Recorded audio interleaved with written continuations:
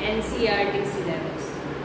As I told you, this chapter belongs to chemistry, right? In the previous lecture, what we have studied? Let's recall. In the previous lecture, we studied about the different substances which we eat in our daily lives. What are their taste and what are they? Acids or base? That we have studied. So, as we know, acids are sour in taste, right? And the word acer comes from the Latin word, okay? And it means sour, right? So, acids are sour in taste. The natural acids which are available in our food is citric acid, acetic acid, ascorbic acid, etc. Then we studied about the base, right?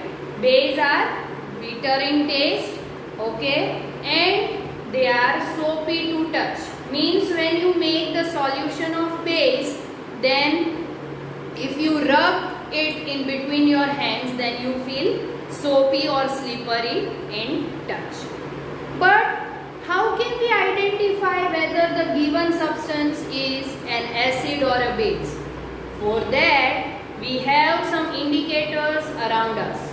If you remember, I told you that indicators are nothing but the substances. When added to acid or a base, it changes its color. And by seeing the change in color, we can easily say whether the given substance is acid or a base. Some common examples of indicators which are found near us, which we have seen, are litmus, turmeric and China rose patterns. Today we have to study all these indicators in detail. Once again, let's repeat what are indicators. Indicators are nothing but the substances which changes its color when added to acid or a base, right? So let's discuss each of the indicator in detail. First indicator is litmus. So litmus is extracted from lichens. If you remember, we studied this word lichens. Yes, you are right. In chapter 1, we studied that the symbiotic relationship between two organisms is there, which is an alga and a fungus. An alga gives food to fungus and fungus provides minerals, shelter and water to an alga. So they both live in mutual relationship known as symbiotic relationship. So these organisms, that is an alga and a fungus, they live in mutual relationship and they are known as lichens. So we extract the litmus from lichens, right? And when we dissolve it in distilled water, it gives mauve or purple color. Now, you might have a question, Madam, what do you mean by distilled water? So, distilled water is water which is 100% pure. Generally, in the laboratory, when we are doing the experiments, when we are making any medicines, we are using distilled water, right? So, distilled water is 100% pure. You may say that, ma'am, what we are drinking is also known as drinking water, distilled water? No, it is not known as distilled water, but we can say it is drinking water, right? Because distilled water does not contain any of the minerals, but drinking water contains the minerals which are necessary for our body, right? So distilled water is 100% pure water and it is generally made in the laboratories where the scientists are doing the experiments, right? So in distilled water, the litmus gives mauve or color, right? Now it is available in the market in two forms. Okay, if we want to buy litmus from the market, it is available in two forms, that is a solution as well as in the paper strips. Okay, solution is also available, right? And two different types of paper strips are also available of litmus in the market. Now what is its role in acid and base? So as I told that an indicator changes the color when it is added to an acid or a base. So this indicator, that is litmus, when reacts with acid, then it gives red color. So when it is added to an acidic solution, it turns red. Means from mauve color or purple color, it turns itself into red color, right? And when it reacts with base or added to base, then it changes its color to blue, right?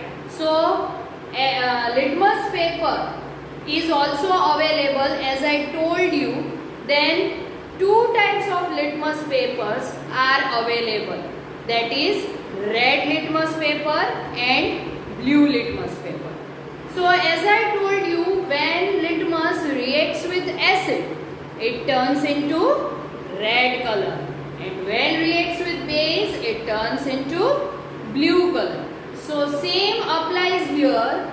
If we dip the blue color litmus paper into an acid, and when we dip the red color litmus paper into base, it turns blue in color, right? So this is how we can know whether the given substance is acid or a base. Once again, let's recall. The acid reacts with blue litmus paper, it turns into red, and when base reacts with red litmus paper, it turns blue. Now you might have question, ma'am, if I dip blue litmus paper into acid, then it turns red. But if I dip red litmus paper into acid, then what happens? So the answer is, obviously it remains red only. There will be no change if you dip red color litmus paper into acid or blue color litmus paper into base, right? So this is how we can say whether the given substance is acid or a base by using litmus paper. Now the next natural indicator which is available at our home is turmeric, right? So turmeric means, as you all know, it is haldi. Okay, so it gives yellow color with acid. Okay, as we know, the color of turmeric is yellow. Okay, but when we add acid to it, it changes its color to dark, from dark to light color, right? So it gives yellow color with acids, and when it reacts with bases, it gives red color. You might have seen whenever you just wash the utensils, okay, in which our mother has cooked the vegetables, okay, if it contains turmeric and when you add some soap solution to it, it changes to red. Why? Yes, you are right, because the turmeric is an indicator and the soap solution which you have added to it is having base in it. So when base reacts with turmeric, it gives red color, right? So turmeric is another type of an indicator. Now third indicator is petals of China rose. You might have seen China rose in your garden. It is nothing but purple color flowers, generally which blossom in the morning at about 9 to 10 am and they become shrink, okay, in the evening about 6, right? So they are also known as office times, because we know that the time of an office, okay, is generally from 10 to 6, right? So these are used as indicators. Petals of these flowers we have to add in water and then we have to boil it for some time. Or we can add the petals of this flower, that is China rose, in hot water and keep it for some time so the pink color appears, right? So whenever we make the solution of China rose petals, it is generally green. It is generally pink in color, right? Now what happens when we add this solution of China rose petals into an acid or a base? When we add China rose petal solution in acid, it gives dark pink color, and when we add this China rose petal solution to a base, it gives green color, right? So by this we can easily say whether the given substance is an acid or a base, right? So here we studied about 3 indicators: litmus, turmeric and China rose petals. Let's recall once again.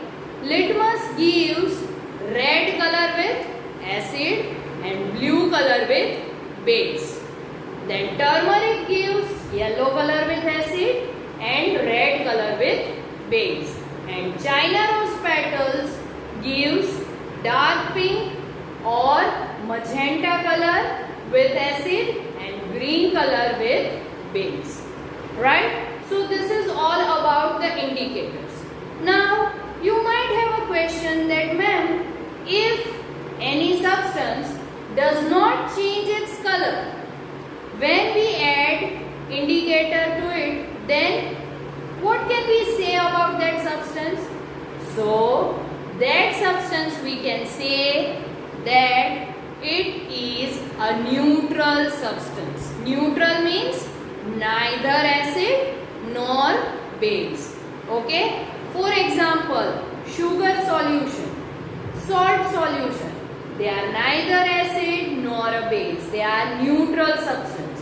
When an indicator is added to this types of substances, it does not change any color, okay? So this type of substances are known as neutral substances, right? So this is all about today's lecture, okay? In the next lecture we will discuss about neutralization reaction. Till that, be at home, be safe. Thank you.